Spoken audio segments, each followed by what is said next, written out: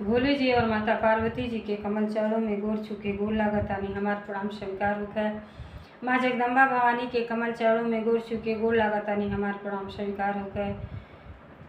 सब देवी देवता के कमल चरणों में गोर छुके गोर लागतानी हमार प्रणाम स्वीकार होखे। स्वर्गीय नीलम दीदी और हरिंदर भैया के कमल चरणों में गोर छुके गोर लागतानी हमार प्रणाम स्वीकार होखे। सब गुरु भाई बहना के कमल चरणों में गोर छुके गोर लागतानी हमार प्रणाम स्वीकार होखे। तो देखिए गुरु भाई बहना, हम बहुते सुंदर परम पिता परमेश्वर जी और माता पार्वती जी के चर्चा सरल भाव कहानी के माध्यम से आप लोगों के सुनावे जाता नहीं।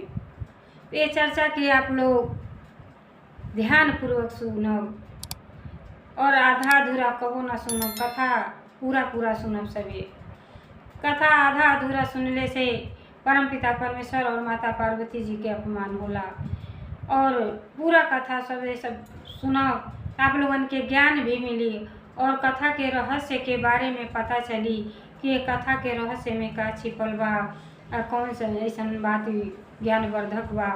तो देखिए गुरु भाई बहना, ये एगो पति पत्नी और उनके एगो लड़की रहली। तो पति देखी कितना नफरत करेला लड़की से। तो जब कथा के पूरा पूरा सुनब तबे आनंद आई। अब भोले जी देखी उनकर कैसन जीवन के सवार देनी। जे भोले जी के शिष्य है ओकर हर क्षण क्षण क्षण आठों पहर भोले जी उनके मदद करे करतीन तैयार रहेली। तो देखी एक माई अपने बेटी के लेके कितना दुख उठौले बाड़ी और भोले जी कैसे उनकर जीवन सुधार देले बानी और कैसे क्षण भर में बदल देले बानी। तो कथा के जब पूरा पूरा सुनो तबे आप लोगन के आनंद आई। एक गांव में एगो पति पत्नी लोग रहत रहल। जन पत्नी रहली वो भोले जी के शिष्या रहली, भक्ति भाव बहुत पहले से करत रहली। और जनता बानी ई चर्चा हर गांव हर नगर में हो रहल बा। तो जे करे जब ज्ञान हो जाता तब गुरु अपन भोले जी के गुरु बना लेता और भक्ति भाव में लीन हो जाता कि मनुष्य का शरीर बार बार ना मिली। अगर मनुष्य के शरीर पौले बानी तो कुछ न कुछ अपने करतीन जरूर करी। सब कुछ गुरु भाई बहना सब यहीं छोड़ के चल जाई और साथे कुछ हो ना जाई।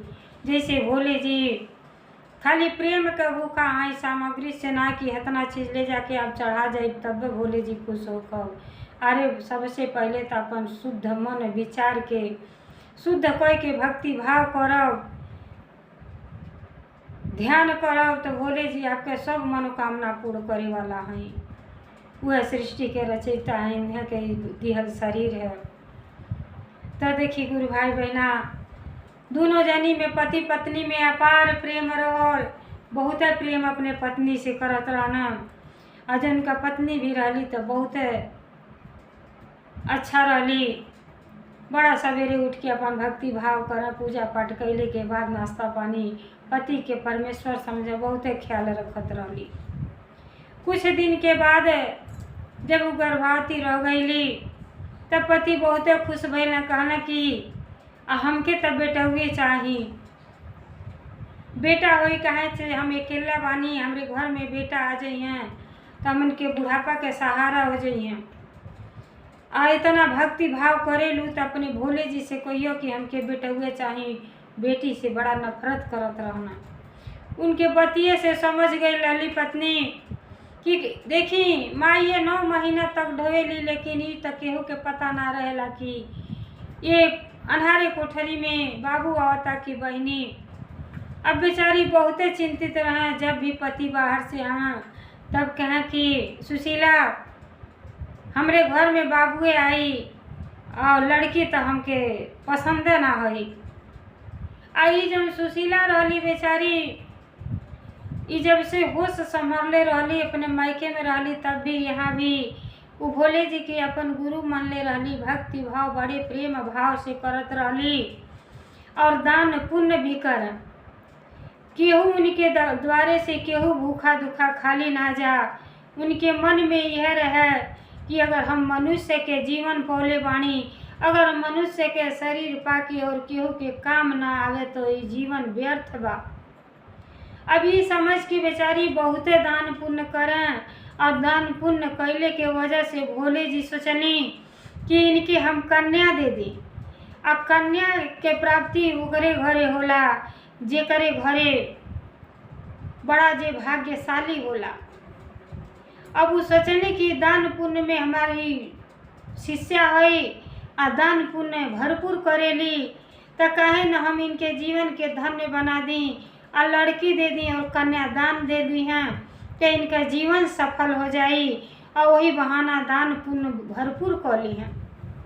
अब ये सोच विचार के भोले जी प्रसन्न होके उनके कन्या के प्राप्ति को देनी।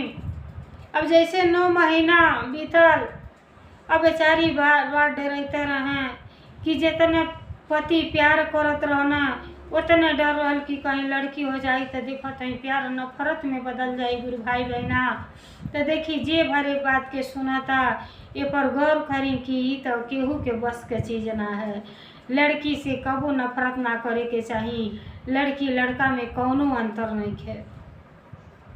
ये सांसारिक मोह माया के बाजार बा, चाहे बेटा हो चाहे बेटी हो, आप फर्ज निभावतानी आ सबसे मेन तो काम यह बा कि आप भक्ति भाव करी, वह आपके साथे जाए। लेकिन वही में बद के अपन जीवन सब व्यर्थ कर देता। अब जैसे 9 महीना बेचारी के भीतर और 9 महीना के बाद उनके कन्या के जन्म भइल। और जब कन्या के जन्म दिली और जब माई के होश भइल, जब पूछली कि हमरे का भइल बा, सब बोल कन्या भइल बड़ी, बेचारी के होशे उड़ गई कि आज तो हमारे दुख के दिन शुरू हो गए। अब उनका पति जैसे सुनले कहले ये लगला न, जैसे सुनले कि मेरे पत्नी के लड़की भइल बा, जितना प्रेम करत रहना उतना नफरत करे लगना। अब इतना नफरत करे लगना कि अपने पत्नी और लड़की के चेहरा देखल नहीं चाहे। लेकिन जनता बानी गुरु भाई बहना, जब लड़की के विवाह होला अपने ससुरा में आवेली तो डोली चढ़ के आवेली और उम्मीद यह करेली कि ससुरा से जा तो हमारा अर्थीय निकले, ओकरे अलावा घर छोड़ के कहीं न जाए के मिले। हर गुरु बहिना के मन में यह रहेला। अब वो बेचारी बहुते जुर्म सहे, जैसे लड़की पैदा भइली तैसे हर प्रकार के कष्ट पति दे मारे गरी आवे लगना, और लड़की के कहे हमरे आँख के सामने ना आवे। लेकिन गुरु बहिना का करें, अपने लड़की के नाते और पति के परमेश्वर समझत रहली, पति के हर सम्मान के हद आदर करें। लेकिन वो अनादर में लगल रहना, उनके कुछ समझ में ना आवे।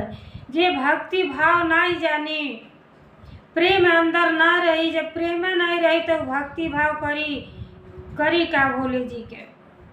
जब घर ही में प्रेम ना रही, पति पत्नी में प्रेम ना रही, बेटी बेटा में प्रेम ना रही, तो प्रेम नाम के चीज़ें ना रही तो भगवान के भक्ति भाव कबू जीवन में ना कर पाई।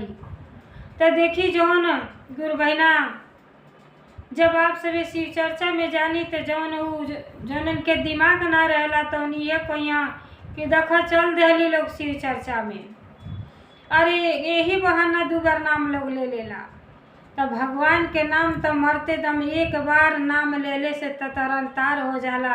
आ मान ली अगर जीवन भर अब जपत हैं तो देखी का होई, सोच ना सके नहीं, आपके हर मनोकामना के पूर्ति हो जाए।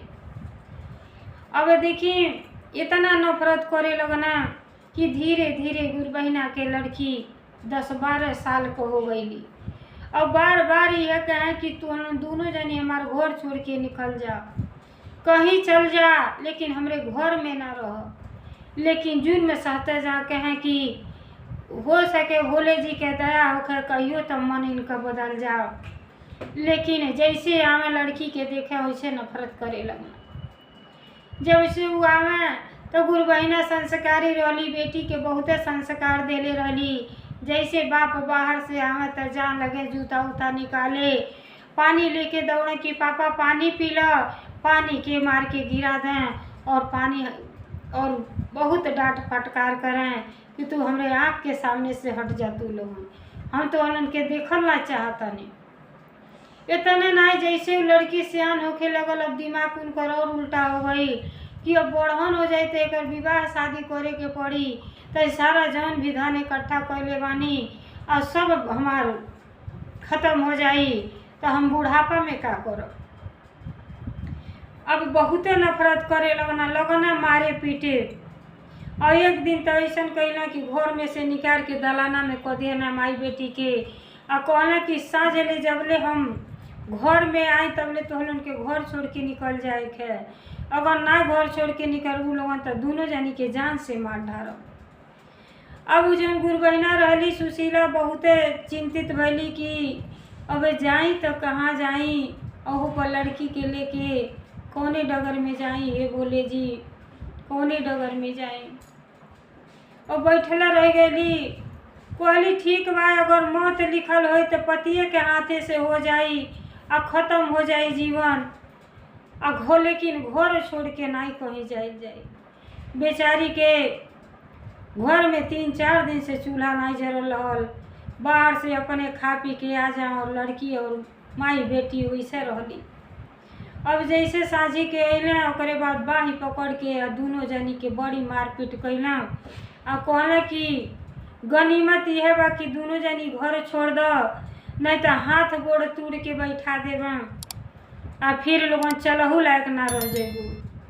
तो देखी जौन लड़की रहली 12-14 साल के हो गई रहली, कहली कि पिताजी इतना जुर्म न करी, हमार का कसूर बा, अगर आपके यह इच्छा बा तो ये माई अब ना बर्दाश्त होता, अब ही तो हाथ पाँव तो कहीं भीख ही मांग के खा लिहल जाई, अपने जीवन के गुजर कर लिहल जाई माई, लेकिन अभी घर छोड़ दो माई, घर छोड़ दो, अब त्याग कर पापा के घर छोड़ दो। अब माई का बेटी का कोयली अपने बाप के गोड़ पकड़ लेली कि पापा ऐसा ना कर, कहला हट जा नहीं तो हाथ पाँव तोड़ देना। आ कोई के बाहर निकल गई ना कि अगर फिर से घर में लोगन तोहन के देख गई तो तुहन के हाथ गोड़ सही सलामत ना रही। अब बेटी के डर हो गई, बेटी कहली कि हे माई, माई के गोड़ पकड़ लेली कि हे माई अब जिद ना कर, ये घर में रहले से कोनो फायदा नहीं है, कहीं दुनिया संसार बहुत बड़हन बा, भोले जी के दया हो तो क्या जानी किस्मत बदल जा, कहीं केहू सहारा हो जा, ए माई अब घर छोड़ दो। बेटी माई के भी समझ में आ गई कि सही बात बा, घर में अब रहल ठीक है नहीं है। अब बाप सोचा जैसे ही कुल निकल जाइए तो दूसर बियाह करब तो हमारे घर में वारिस आ जाए। अब ई केहू जानता गुरु बहिना, लेकिन इतना तुच्छ विचार हो जाता। अब का कैली, अपने तो भोले जी के शिष्या रहली और प्रणाम कैली, कहली कि पति के तो परमेश्वर आज तक समझनी, हे पिताजी अब बहुत जुर्म करता है, हमार का कसूर बाकी लड़की पैदा कर लेनी।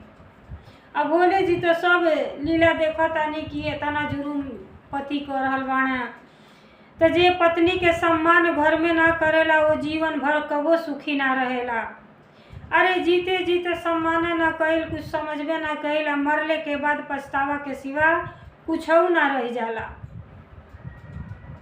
अभी बेचारी पति के त्याग कर देली और बेटी के ले लेली, काहे से जनता बानी बेटी बेटा तो जान होला माई बाप के, माई के दर्जा तो केहू ले ही ना पाई,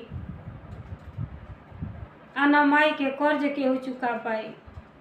अब माई बेटी भोले जी के नाम लेके घर छोड़ दिया लोग और चलते जाता लोग। अब जानता मानी जब 4-5 दिन के गुरु बहिना कुछ खैले ना रहली सुशीला, अब रास्ता चल ना जात रहला, जैसे जाता रही वैसे बीच रास्ता में गिर गईली और बेहोश हो गईली। जब बेहोश हो गईली तो लड़की बड़ा चिंता में पड़ गईली कि अब माई के का करी, कौने डगर में लेके जाई, हे भोले जी कहाँ जाई। अब 2-4-10 ठो घर रहल गईली दौड़ दौड़ के कि ये आंटी हमार माई रोड पर गिर गई बाड़ी, बेहोश हो गई बाटी, तनी केहू 1 गिलास पानी दे दे, छीटा मार दी। लेकिन देखी गुरु बहिना कि ऐसा ही संसार बा कि केहू के मदद करे वाला केहू ना बा। आ यही से खिस्सा कहानी सुना के सबके जागरूक कर चाहता सब कि हर जीव पर दया करे के चाही, अब मनुष्य हो के मनुष्य के काम ना आवे तो ई जीवन व्यर्थ बा। एक घरे गली तो ऊ कहतड़ी है हम भी सब्जी काटत है, हमरे तोरे माई करती समय नाई बा, तोहार माई मरे चाहे जिए हमसे का जरूरत। बेटी निराश हो गई, कहतड़ी कि हे भोले जी अब कौने डगरिया हम जाई, छोटन बच्ची के कितना ज्ञान। ऐसे करत करत 4-5 घरे गईली, सब औरतें बहाना बना देली कि ऊ उठ के देखे तक ना आई। लेकिन देखी एगो भोले जी के शिष्य सेविका रहना, वो बाबा गाय के खटाल खोलले रहना आ झोपड़ी डाल के सड़क के किनारे पति पत्नी लोग रहत रहल। ओ लोगन के कौनो औलाद ना रहना आ बड़े भक्ति भाव करे लोग भोले जी के। अब नजर में हुआ बाबा जब लौकना तो वो बेटी जौन है दौड़ल गईली, कहली बाबा बाबा। कहले का है बेटी, का बात हो। आ तो हमार माई रोड पर गिर गई बाड़ी, बेहोश हो गई बाड़ी, बाबा हमरे माई के मदद कर दी। अब देखी जे शिव भक्त रहेला ओकरे अंदर तो प्रेम रहबे करेला। इतना प्रेमी रहना बेचारा सब काम काज छोड़ के दौड़ पड़ना और अपने अर्धांगिनी के भी आवाज लगा देना कि देखा कि कहाँ बाड़ू, आ देखा हे बच्ची के माई रोड पर गिरल बाड़ी, चलो थोड़ा सा मदद कर दिहल जा। अब जन बूढ़ऊ रहना बेचारा अइले और पानी के छींटा उटा मरना, जैसे लड़की के होश भइल, कहाँ होश ना भइल अभी तन सा हिले डुबले लगली तो दोनों ओर से बाँह पकड़ के अपनी घरे ले गई ना, आ घरे ले जाके खटिया पे सुता देना। आ सुतौले के बाद लगल पानी के छींटा मारे तो कुछ देर के बाद सुशीला के होश आई। जब होश आयल तो वो बाबा जौन रहने शिव भक्त रहने आ कोनो औलाद ना रहना, वो बड़ी खुश भइली कि लगता है भोले जी के सब दया कृपा है कि हमके केहू दुखी दिन दुखी पर दया करही के चाहे। अब पानी के छींटा उटा मरला, जैसे उठ के बैठली तो कहते हैं बाबा की ए बेटी का दिक्कत बा, तो के का हो गई, काहे भी होश हो गईलू। कहली बाबा का बताई, हमरे घरे कोनो चीज़ के कमी नहीं रहल बाबा, लेकिन हमार कमी यह बा कि हम लड़की के जन्म दे देली, हमार पति घर से निकाल देले बना। अब जाई तो कहाँ जाई, हम एक पतिव्रता स्त्री हई। अब घर तो हम छोड़ला ना चाहत रहनी, लेकिन एकदम मजबूर कर देना तो घर छोड़ देनी लड़की के लेके। लेकिन अभी पता नहीं बाकी कहाँ जाई बाबा, कोनो मार्ग बताई। अब श्रेष्ठ वाणी की कहीं अपने रोटी रोजी के कुछ जुगाड़ हो जा। बाबा कहले बेटी चिंता न करो, पहले तू ठीक हो जा, तू जितना दिन रह सक उतना दिन हमरे घरे रह सकेलू। और जौन भी भोजन पानी बनौला वो लड़की के खियौला पियौला और अपने पत्नी से कहना कि बगल में उस सेठ के घरे झाड़ू पोछा करे वाली आवेली तो वहीं इनके काम लगा दो, इनके कोई ज़रूरत गई लेकिन नहीं कही हमारे घर में पड़ल रही है बेटी। अब बेटी इनके तो सम्मान करे के चाहिए। अब वहीं सुतली, ओकरे बाद बिहान भैले जौन बाबा के पत्नी रहली ले जाके काम लगा देली। और सेठ के घर में एके गो लड़की और पति पत्नी लोग रहत रहल, अपार धन रहल। तो देखी गुरु भाई बहना जब वहाँ गईली तो कहली कि हमरे घर के सारा काम करे के बा, तो के 5,000 महीना हम देगा और खाना भी दे। कहली ठीक बा, हम जितना आपके घर के सारा काम बा सब काम हम कर दे, अब मन लगा के करब। अब बेचारी वहीं जाके अपन काम धाम करे लगली। आ जब काम धाम करे लगली, जब उनके एगो लड़की रहली, ऐसा बाप रहना सक्षम रहना, लेकिन वो लड़की के स्कूले में ना जाए दें, पढ़े लिखे बिल्कुल ना जाए दें। तो तब के ज़माना में प्रौढ़ शिक्षा चलत रहल केंद्र कि जब ज़्यादा उम्र के लड़की रहे 15 से 35 साल के उम्र के लड़कन के पढ़ावल जाते रहल 2 घंटा दोपहर में। अब वो बाबा के बगल में स्कूल खुलल, लड़की के कहना बेटी तू यहीं में जाके शिक्षा ग्रहण कैल कर, शिक्षा सबके प्रति जरूरी होला। अब वही शिक्षा पढ़े जाए लगली और माई तवन अपन चौका बर्तन करे लगली। एक दिन के बात है, अब जौन है बीमार पड़ गईली। सुशीला के बहुते जोर से बुखार उखार हो गई।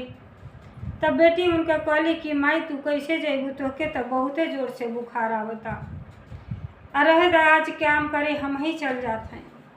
वो लड़की गईली काम काज कही के अली। तो जब गईली काम करे तो उस सेठ के जौन पत्नी रहली वो अपने लड़की के बहुते अच्छा जनता बानी, चाउमीन बर्गर वगैरह उल्टा सीधा मर मीठा लेके सेठ जी अलें और लड़की खाते। लड़की देख के बेचारी ललचियाए लगली, लेकिन ई जबान से ना निकले कि हमहो के तनसा दे दी। अब बेचारी अली तो बड़ा मन मार के बैठली। कहली तो उनके माई कहली कि काहे उदास लगताड़ू बेटी। कहली कि माई ये बेटी खाए के ना पौलू हो। कहली नहीं से ठाइन कुछ खाए के ना देली है। वो बेटे माई अपने हाथ से जौन रोटी सब्जी बनौले रहली अपने बेटी के खियौली। कहली बेटी तू आज से तू पढ़ाई कर, घरे रह, आई हमार काम है, कुछ आराम हो गई बा, अब हम ही जायल करब।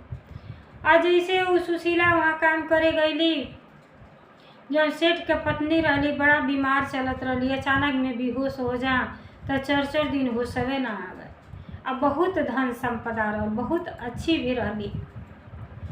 अब सुशीला गईली काम काज करे तो अब ये झाड़ू पोछा को भैली, बर्तन धोत रहली तो उनके लड़की के चिल्लैले के आवाज़ आईली, आंटी हमार मम्मी के ना जानी का हो गई। सुशीला काम धाम छोड़ के और उनके माई के लगली सेठाइन के सेवा भाव करे। सेठाइन के 4 दिन तक उनके होश नाई भई।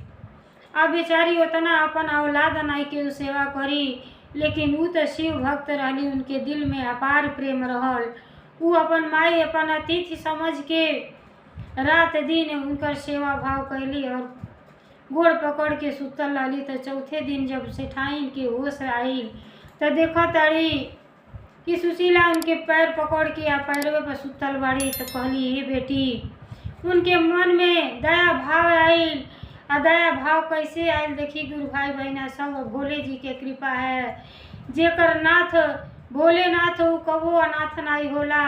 घर द्वार सब त्याग देले रहली बेचारी, लेकिन उनके सहारा भोले जी के दया से सेठाइन के घर में मिलल रहल। अब वहाँ देखिए उनका नसीब कहाँ से कहाँ चल गई। अब बेचारी जैसे सेठाइन उठली देखली तो कहली कि इतना सेवा तक केहू आज तक नहीं कैले हुई केहू के। बेटी आव तू काहे नीचे बैठल बाड़ू, ऊपर बैठ। इतना ही में सेठ जी आ गई, कहला का हो का बात है। तो हम तो 4 दिन से बेहोश पड़ल बानी। आज सुशीला ऐसा रहल कि आज हमार जान बच गई। कहली कि नहीं माई ऐसा काहे कहत हई, अरे आपके जान कबो ना निकली, आप स्वस्थ हो जाइबे, ठीक हो जाइबे। अब जब उनके लड़की रहली और पति रहना बहुते लोग खुश भइले। अपने बेटी करती ने बहुत सारा सामान लेके जब सेठ अइले और अपने लड़की के बुलावे लगला तो सेठाइन कहली कि हमारे एक लड़की नहीं, हमारे तो 2 लड़की बाड़ी। जौन सुशीला के लड़की रहली वो लड़की के अपन लड़की बना लेली और कहली कि ये चीज़ के हकदार तो हमारी ही बेटी बाटी। ये हमारी बेटी से तो हमार जीवन फिर से मिलल है। ये लोग आज से हमारे घरे रही हम ये दोनों लड़किन के विवाह शादी हम अपने खुद स्वयं करब और करे बाद हमार मृत्यु हुई। तो देखी अब सुशीला के दिन पलट गई। अब दोनों बेटी के लेके और सेठाइन सेठ और सुशीला वही घर परिवार में कहली ये बेटी अब तो के कहीं रहले के जरूरत ना बा, तू हमरे घर में रहल कर। ये अपन घर समझा बेटी और तू के कहीं जाइले के जरूरत नहीं है। तब भोले जी उनके किस्मत के बदल देली। जन बेटी रहली तो देखी प्रौढ़ शिक्षा में जाके शिक्षा लेते रहली और शिक्षा लेते लेते उनका एक ठो समारोह भइल, ओमे सब लड़किन के निमंत्रण कल गई। तो सब लड़की जब गईली वहाँ भाग लेली तो इहो बेचारी भजन कीर्तन में भाग ले लेली। अब जनता बानी जे गुरु के शिष्या के लड़की तो उके तो ज्ञान तो रहबे करी। माई जैसन ज्ञान देली वैसन बेटी बेटा के तो ज्ञान होबे करेला। बहुते ज्ञानी रहली, बहुते सुशील रहली। अब गईली जब वो समारोह में, तो जब सब केहू अपन अपन जेकरे जौन आयल तौन चीज़ सुनावल, तो इहो देखी बेटी का सुनावताड़ी। भोले जी के दया से देखी कितना अच्छा स्वर में अब भजन बहुते सुंदर सुशीला के लड़की गौले बाड़ी और बहुत बढ़न पुरस्कार पौले बाटी। सैया बनी है मोरे सेनानी, सखी किसानी करबना। सैया बनी है मोरे सेनानी, सखी किसानी करबना। कर बंदूक पिया के शोभे कंधे मोर कुदार। कर बंदूक पिया के शोभे कंधे मोर कुदार। नारी जगत में ज्योति जलाइबा करब कृषि सुधार। चलिया छोड़ब हम जनानी, सखी किसानी करबना। चलिया छोड़ब हम जनानी, सखी किसानी करबना। चलिया छोड़ब हम जनानी, सखी किसानी करबना। तो देखिए गुरु भाई बहना बहुते सुंदर भजन सुनौली और उनके बहुते बड़न पुरस्कार मिलल। और लड़की जब पुरस्कार पौली तो धन्य हो गईली। भोले जी के मंदिर में माई बेटी दोनों जनी गईली और भोले जी से के भक्ति भाव कैली, पूजा पाठ कैली। भांग धतूरा बेले के पत्र दूध सब कुछ सेठाइन के घर में भरपूर रहल। और सेठ सेठाइन और महतारी बेटी सब जनी मंदिर में गए लोग और भगवान जी के भक्ति भाव करल लोग, आरती उतारल लोग और कहल लोग कि हे पिताजी, आप देवों के देव महादेव हैं। आपके लीला बहुते अपरंपार है। परम पिता परमेश्वर जी, आपके दया से हम रोड पर चले वाली हमार जीवन सवार देनी। तो हे भोले जी, जैसे हमार जीवन सवार देनी वैसे सब गुरु भाई बहना पर दया और कृपा करब। सबकर जीवन सुधर जा और सबकर जीवन आनंदमय हो जा। तो देखिए गुरु भाई बहना हमार कथा अगर आप लोगन के अच्छा लगल होई तो जरूर कमेंट में माता जी पार्वती जी के नाम भोले जी के जरूर लिखब सभी। और जे चैनल बनाया हुई हमरे विधाता ज्ञान चैनल के सब्सक्राइब कर दी। हर हर महादेव, घर घर महादेव, भोलेनाथ की जय, सच्चे दरबार की जय।